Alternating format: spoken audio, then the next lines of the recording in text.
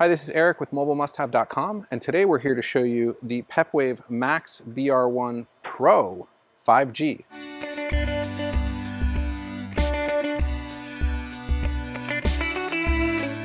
So we're super excited to talk to you guys about this new modem because it's pretty much a full teardown from the top down redesign by Peplink Pepwave. To give you some idea, here's the kind of existing or current generation Br1 MK2. This modem is a Category 6 modem that's been a mainstay for us for quite some time. And the new Pepwave Max Br1 Pro has been completely redesigned, as you can see here. Everything, including the box, the packaging, everything has, from the top down, been redesigned. In terms of packaging, it looks like Peplink has been busy with a marketing team. The boxes for this series, I think, represent kind of where the company is going for its next generation of products. Everything in terms of kind of the box quality to the packaging that the modem comes into to how the antennas are bundled and packaged really makes this for us quite a bit easier to work with, because their previous packaging was very difficult to ever put back in the box if you ever needed to take it out and put it back in. So it's definitely a major improvement, although, you know, it's just packaging, but it does help. Giving you an overview of what's in the box, we've got 4 cell antennas for that 5G Category 20 when it's on 4G modem that this guy comes with.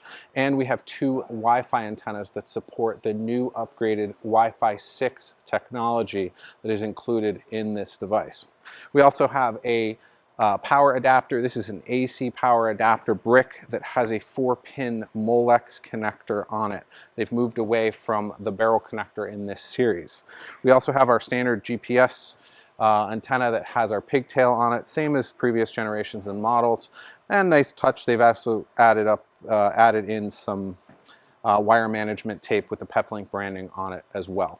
Just about the only thing that hasn't changed in this package is this little quick start guide that still has pictures from modems we'll just say are long since deceased in the product lineup. But don't worry, if you are a customer of mobilemusthave.com, we will send you setup guides right when the modem ships so you can get everything up and running with the latest documentation and videos. Before we get into the deep dive of the modem itself, just doing a quick side-by-side comparison, you'll notice that the 5G is quite a bit slimmer. It's about 25% slimmer than the previous model. So if you are mounting this under a seat or another compact location, that will come in quite handy. The Br1 Pro 5G, kind of looking at summary of what you see here. On this side, we've got our 2 Wi-Fi 6 antennas. Those are 2.4 and 5 gigahertz Wi-Fi compatible with the new Wi-Fi 6 standard. We have a WAN port that we're pretty used to on just about all of our Peplink devices, but this is a 2.5 gigabit WAN port, and this is an assignable to LAN port. We'll get into that in a minute. We've got 2 more LAN ports here, so these would be for connecting your local devices and computers. In terms of status update lights, we've got status, Wi-Fi, cellular, and a reset paperclip button, just like previous models. One thing to note of difference on this side is, again, like I said before, we're shifting away from the 4-pin kind of DC green terminal bare wire connector and moving to a 4-pin Molex, or I think it's micro Molex connector here. mobilemusthave.com has sourced fused DC power adapters to plug into this to ease in a standard 12-volt installation, so that you don't have to go through your inverter with the 120 volt power brick. Flipping us around to the other side of the unit, we have our 4 cellular antenna connections here. These are all our standard SMA connectors. However, the included antennas now have a bit more spectrum, and they are stamped showing that they go from 600 megahertz all the way up to 6 gigahertz. And then lastly, we have our GPS port, also SMA connector. One interesting change and shift, which I think is going to be very common in the Pepwave products going forward, is that we're moving away from the full size or 2FF SIM card, and we've moved to the smaller, not micro, but nano, the smallest sized SIM card in these newer modems. We still have the 2 SIM card slots, just like the original modem. The way that you insert the cards is identical to how they were previously. You're just using the smaller nano SIM form factor. For mounting, just like the original, we've got 4 screw holes here, so this can be mounted up against a wall, down flat, or even up in the air. We recommend, if you can, to mount it on a wall or flat, just to allow these heat sinks to do their job as effectively as possible. One thing of note, it may not necessarily come into play as much in an RV, but if you are looking to do some type of fleet deployment, or these going to be in police vehicles or other first responder vehicles, we have added the ignition sense port here, which is a optional port on the Molex connector that can allow you to configure certain behaviors for when the key is turned on and turned off in the vehicle to allow the modem to stay on for a period of time, or to turn off immediately or turn on immediately with the key ignition. If you are interested in using the ignition sense functionality, our DC fused power cable does not include that third wire, but we do stock the Pepwave non-fused DC cable, which you can use to enable the ignition sense functionality. Getting under the hood for a second, talking specs and geeking out a little bit. Again, that WAN port is assignable to a LAN port, and that is your 2.5 gigabit port. That may come in handy if you are looking to uplink an AP1AX access point that also has a 2.5 gigabit uplink port. That would enable that 2.5 gigabit uplink function.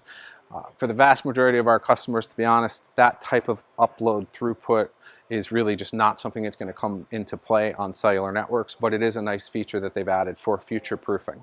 Probably the single biggest upgrade of this unit, besides a full redesign of the form factor, is the processor and the throughput speeds that this thing is capable of.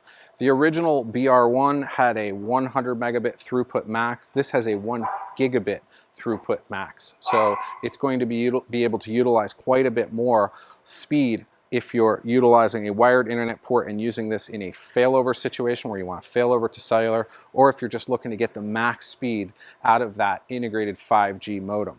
The Br1 Pro is a prime care modem, so it does come with the licensing for in-control cloud management, as well as licensing for Speed Fusion if you're interested in doing WAN bonding. The modem has the ability to support Wi-Fi as WAN on 2 gigahertz and 5 gigahertz simultaneously, and with Speed Fusion that means you could theoretically take that 5G modem and bond it with the LAN port as well as with 2 instances of the Wi-Fi WAN for a total of 4 connections in one tunnel. That faster processor in here also means that if you are going to look at using Speed Fusion, you can get quite a bit more throughput out of it. This specs out at a max throughput of 400 megabits unencrypted for a Speed Fusion tunnel. To give you a comparison, the previous Transit Cat 18 and Duos had a max throughput on the unencrypted VPN of 100 megabits, so quite a bit faster. As 5G becomes more prevalent and the speeds on these towers improve, that additional CPU speed and ability to get additional throughput is going to start to matter more and more. That pretty much wraps up our first look of the Max Br1 Pro 5G. This modem is due to ship in October 2021, which is when I'm filming this video. We've gotten our first demo units and confirmation that units are coming in soon. So they are available on our store for pre-order. Just look at the current status on stock, and they will either be in stock or have a pre-order date of when we are expected to start shipping devices. If you do decide to go with a pre-order, note that you can cancel at any time for a full refund if you decide to go elsewhere or decide to change your mind. For a deeper dive look at this modem and for additional information on specifications as well as testing, we recommend you check out the Mobile Internet Resource Center at rvmobileinternet.com. It is a completely unbiased, member-funded community. They are not paid by us or anyone else other than their members for all of that information. That is a great place to get additional information as it becomes available about this unit. Of course, you can always reach out to mobilemusthave.com at info@mobilemusthave.com or start up a chat with one of our team members on the website. Thank you guys so much for watching and checking out this video, and we'll see you on the road.